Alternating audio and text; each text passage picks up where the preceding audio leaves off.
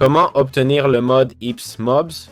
Eh bien, ce mode nous permet, dans Minecraft, d'accéder à 2 nouveaux super boss et 13 nouveaux mobs différents, comme vous pouvez le voir. Donc, allons voir comment obtenir ce mode.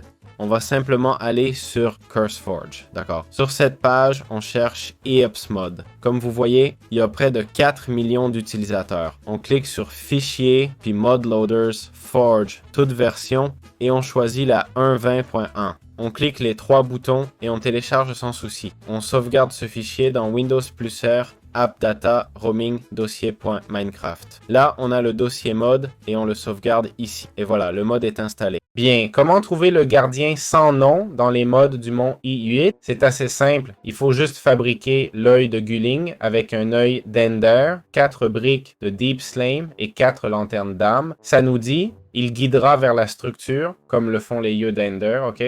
On les lance simplement et ils nous guident comme un œil d'Ender. Arrivé là, vous trouverez cette créature, ok? Pour la débloquer, on s'en approche. Important, cette créature, elle peut étourdir, comme vous venez de voir, et elle est assez forte, ok?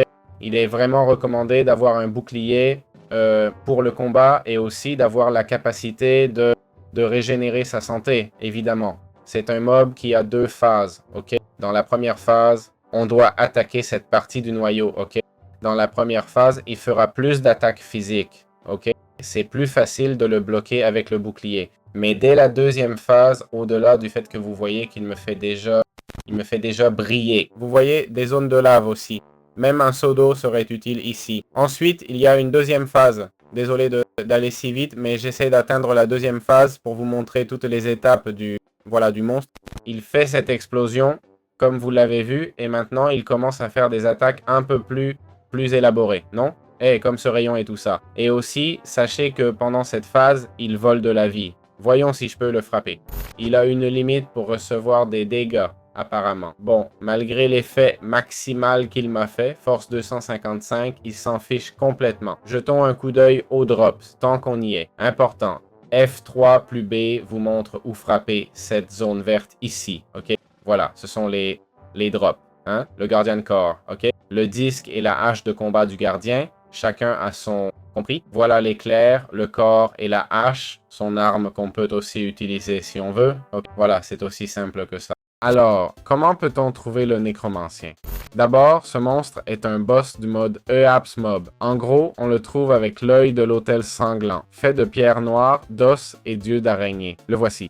Comme vous voyez, il invoque des monstres et lance des sorts avec des effets plutôt cool. Il a plusieurs phases. En mode survie, il se téléporte, invoque des mobs et apparaît sur cet hôtel géant. Une fois vaincu, si on y arrive, il lâche le collier d'âme qui permet d'invoquer des monstres. En gros, on prend des dégâts, on invoque des mobs et il y a ce cœur pour la potion de frénésie. Elle donne plus 5 dégâts, saut, vitesse et double la vitesse. Ok? Cette potion est vraiment brutale, tu vois? Voilà, ça explique une bonne partie du truc. Petit easter egg. J'ai bossé sur un nouveau boss, l'immortel. C'est marqué Whip, Work in Progress, mais je le trouve déjà bien avancé et peaufiné. Il y aura sûrement encore quelques bugs. Peut-être des soucis dans les zones fermées ou avec les priorités d'attaque des mobs, je sais pas. Mais pour l'instant, ça m'a l'air vraiment au point, tu vois? Bon, comment obtenir l'Ancient Drive Crystal dans le mode Apes Mob?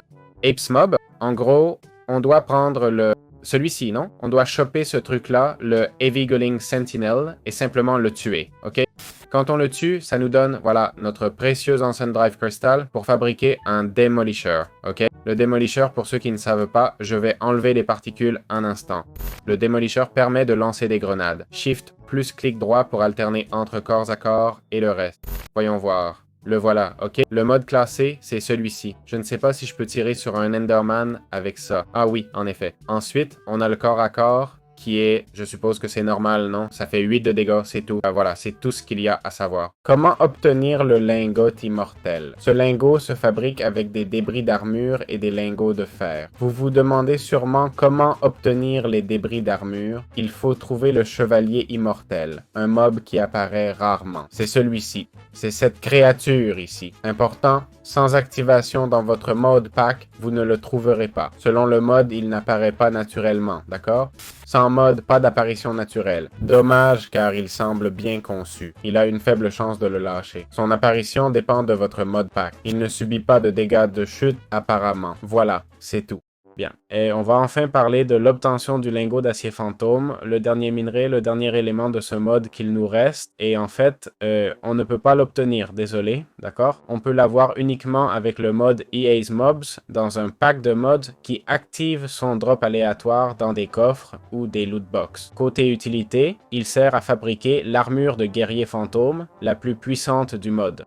Donc voilà, on ne peut pas l'obtenir. Avec ce mode seul, pas moyen de l'avoir naturellement, alors bonne chance. Pas grand chose d'autre à dire. Voilà, ça conclut l'explication du mode. J'espère que ça vous a plu et on se retrouve dans les prochaines vidéos.